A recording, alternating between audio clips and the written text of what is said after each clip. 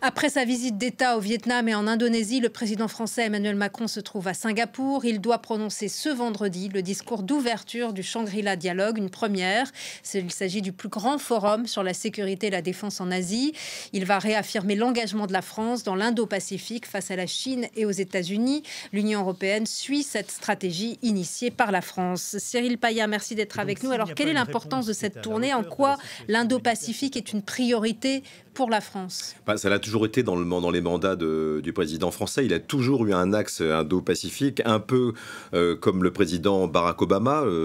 Président américain avait vraiment fait ce pivot vers l'Asie. Pourquoi? Puisqu'il y a évidemment un enjeu stratégique fondamental, les sujets Corée du Nord, Taïwan, évidemment, qui est menacé. Taïwan qui est extrêmement menacé de manière de plus en plus prégnante par le Xi Jinping, par le président chinois qui multiplie les coups de semonce pour attaquer Taïwan. Taïwan aussi qui a un enjeu stratégique économique extrêmement important. C'est là que tous les microprocesseurs qui nous aident à vivre dans le monde entier sont fabriqués.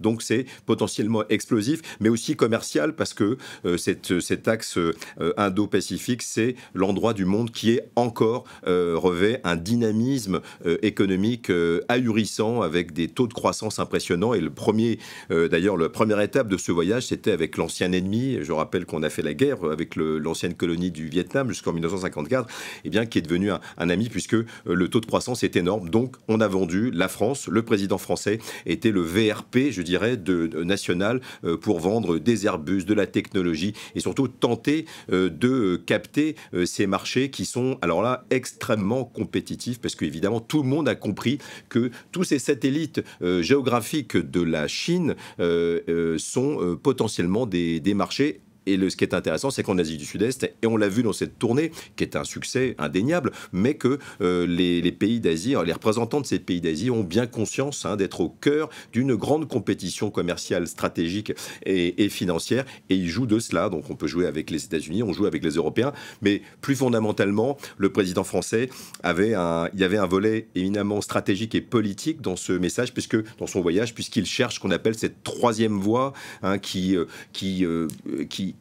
surfent sur cette démondialisation, cette nouvelle manière d'aborder la mondialisation, où les acteurs d'hier secondaires, je pense au tiers-monde, les pays en voie de développement, sont extrêmement importants à l'aune de la guerre en Ukraine, de ce qui se passe sur le conflit israélo-palestinien, parce que c'est de ça aussi dont il a parlé, en allant notamment chercher la voie de l'Indonésie, premier pays musulman de la planète, qui ne reconnaît pas l'État d'Israël, comme la Malaisie voisine d'ailleurs, et de demander peut-être un engagement diplomatique dans cette voie, en l'échange d'un effort sur la reconnaissance de l'État de Palestine. On va y revenir avec le président Subianto. Le ministre chinois de la Défense, Dong Jun, est absent. Pourquoi? Ça a été annoncé, effectivement, c'est la première fois dans ce forum au Shangri-La à Singapour, qui est cette grand-messe stratégique de sécurité chaque année où tout le monde vient. En général, il ne vient pas tout simplement parce qu'il y a cette nouvelle administration Trump avec le secrétaire d'État à la Défense, Pete Hegseth, qui est un ancien militaire qui a servi en Irak, en Afghanistan,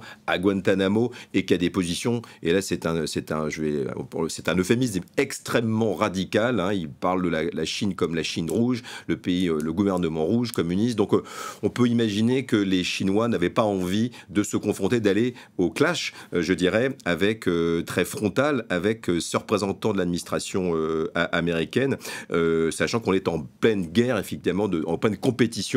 C'est ça en creux en fait qui anime toute cette même visite du président français en Indo-Pacifique. Ce qui anime toute cette région, c'est cette rivalité entre Pékin et Washington. Donc les Chinois ont fait un pas en arrière, d'autant qu'ils ont leur propre forum de sécurité qui commence à avoir énormément de participants dans le monde et qui est évidemment bien plus favorable à Pékin.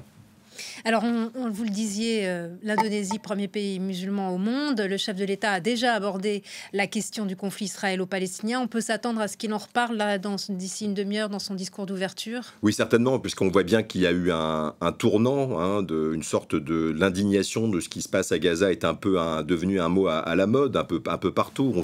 On voit bien que les horreurs qui émanent de Gaza, et puis surtout cette nouvelle stratégie israélo-américaine d'aide humanitaire, de militarisation de l'aide humanitaire militaire avec les effets qu'on a vus depuis quelques jours sont véritablement un tournant assez symbolique. Même l'Allemagne, alliée historique, traditionnelle d'Israël, commence à questionner la méthode. Et là, le président, vous l'avez dit, le président Macron est revenu sur cette question en appelant l'Indonésie à rejoindre cette troisième voie, ce bloc. Mais ce qu'on sent bien, c'est qu'on se rapproche, il y a un compte à rebours, le 17 et le 20 juin prochain, sous égide de l'Arabie Saoudite et aussi de la France. Reconnaissons quand même le militantisme du président français. Il va y avoir cette réunion pour tenter de trouver une solution pour la fameuse solution à deux États. Et donc, on peut s'attendre, dit-on, dans les milieux diplomatiques, à ce que, pour la première fois, parmi les 148 États qui reconnaissent déjà l'État de Palestine, eh bien, 2 membres du G7, c'est-à-dire le Canada et pourquoi pas la France, se mettent à reconnaître l'État de Palestine. Et c'est aussi cette contradiction, ce grand écart entre appeler à la solution à deux États pour la paix dans cette région, sans reconnaître l'État de Palestine qui était pour l'instant, jusqu'à maintenant, un tout petit peu contradictoire. Donc on s'achemine vers quelque chose qui est diplomatique, symbolique, mais qui pourrait avoir une portée importante sur l'échiquier mondial et qui inquiète beaucoup d'ailleurs le cabinet de guerre du Premier ministre Netanyahou, parce que on essaie d'éviter que la situation sur place en Cisjordanie, à Gaza, mais également à Jérusalem-Est ne soit pas irréversible avec cette montée en puissance de la colonisation et des bombardements sur Gaza. Merci beaucoup, Cyril.